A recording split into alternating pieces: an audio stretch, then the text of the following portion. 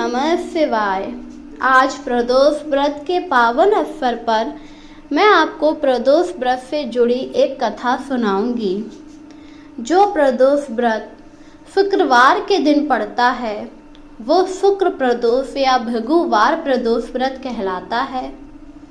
इस व्रत को करने से जीवन की सारी नकारात्मक ऊर्जा दूर हो जाती है और आपके जीवन में सकारात्मक ऊर्जा का वास होता है, जिससे आपके जीवन में शांति आती है। इसी के साथ आपके ऊपर भगवान शिव की कृपा हमेशा बनी रहती है। आपको प्रदोष व्रत में कथा का पान अवश्य करना चाहिए और आपको कथा पूरी सुननी या पढ़नी चाहिए। अगर आप बीच में ही कथा को रोक देते हैं या फिर पूरी सुनते नहीं हैं तो इससे आपको कथा का फल नहीं मिलता। तो आइए शुरू करें शुक्र प्रदोष व्रत कथा। प्राचीन काल की बात है। एक नगर में 3 मित्र रहते थे। एक राजकुमार, दूसरा ब्राह्मण और तीसरा धनिक का पुत्र था। राजकुमार व ब्राह्मण का विवाह हो चुका था। धनिक का विवाह अभी नया नया हुआ, किंतु उसका गौना शेष बचा हुआ था। एक दिन तीनों मित्र बैठकर बातें कर रहे थे। तभी ब्राह्मण ने नारी की चर्चा शुरू कर दी। उन्होंने नारी की प्रशंसा करते हुए कहा, नारीहीन घर भूतों का डेरा। अगर घर में स्त्री ना हो तो घर भूतों का डेरा लगता है। मैं तो अपनी स्त्री के बिना रह भी नहीं पाता। मेरी स्त्री जहाँ जाती मैं वहीं जाता।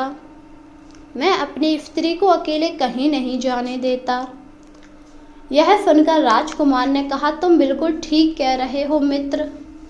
मैं भी अपनी पत्नी के बिना नहीं रह पाता हूँ। मैं भी उसके संग उसके मायके जाता हूँ, क्योंकि मुझे उसके बिना अच्छा नहीं लगता। अगर मेरी पत्नी मायके जाती है तो मैं उसके साथ जाता हूँ और उसे अपने साथ ही ले आता हूँ। यह सब सुनकर धनिक चुप बैठा रहा। अपने मित्र को चुप देखकर ब्राह्मण ने कहा, तुम भी कुछ बताओ अपनी पत्नी के बारे में। तुम इस तरह चुप क्यों बैठे हुए हो? तब धनिक ने कहा कि अभी तो मेरा गौना ही नहीं हुआ, तो मैं भला क्या स्त्रियों की प्रशंसा करूं? यह सुनकर ब्राह्मण ने कहा, ये तो बड़ी हैरानी वाली बात है। तुम भला अपने घर में रह किस प्रकार रहे हो? क्योंकि स्त्रियों के बिना तो घर बेकार और सूना होता है। जहाँ स्त्री नहीं वो घर ही नहीं। यह सब सुनकर धनिक पुत्र ने तुरंत ही अपनी पत्नी को लाने का निश्चय किया। वह अपने घर गया और अपने माता पिता से कहा, मैं अपनी पत्नी को लेने जा रहा हूँ। इस पर माता पिता ने उसे बहुत समझाया कि अभी शुक्र देवता डूबे हुए हैं। ऐसे में बहू बेटियों को उनके घर से विदा नहीं किया जाता, इसलिए अभी तुम रहने दो, कुछ दिनों बाद ले आना। किंतु धनिक पुत्र नहीं माना और वह ससुराल जा पहुंचा। ससुराल में भी उसे रोकने की बहुत कोशिश की गई। उसके ससुर ने कहा कि अभी हम अपनी बेटी का गौना नहीं कर सकते, अभी शुक्र डूबे हुए हैं। जब शुक्र ऊपर आ जाए तब तुम आना, मैं अपनी बेटी को खुशी खुशी विदा कर दूंगा। जिस पर धनिक पुत्र गुस्सा हो गया।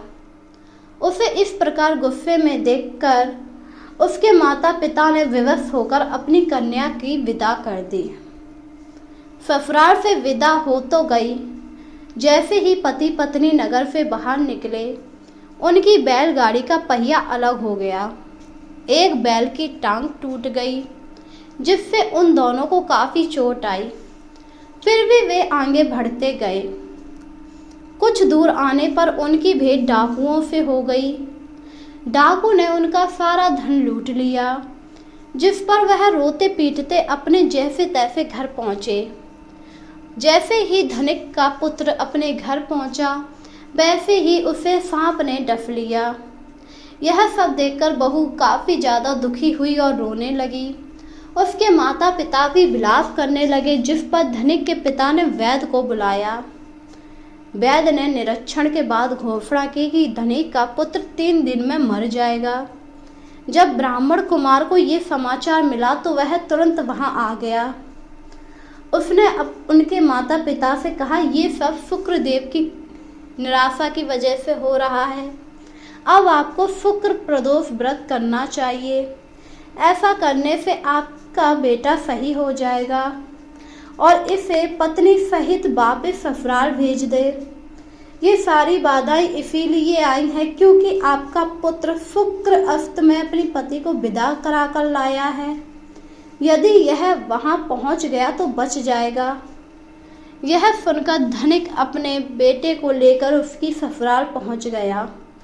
ससुराल में आते ही धनिक के बेटे की धीरे धीरे तबीयत ठीक होने लगी। वहां पर उसके पूरे परिवार ने प्रदोष व्रत किया। प्रदोष व्रत के प्रभाव से शुक्रदेव उस पर प्रसन्न हुए और धनिक जल्दी से ठीक हो गया। जब धनिक का बेटा ठीक हुआ तो उसने अपने माता पिता से माफी मांगी, जिस पर उसके पिता ने कहा, ये सब तो शुक्रदेव का क्रोध था। अब तुम्हें शुक्र प्रदोष व्रत करना चाहिए, जिससे शुक्रदेव की कृपा हमेशा तुम्हारे ऊपर बनी रहेगी।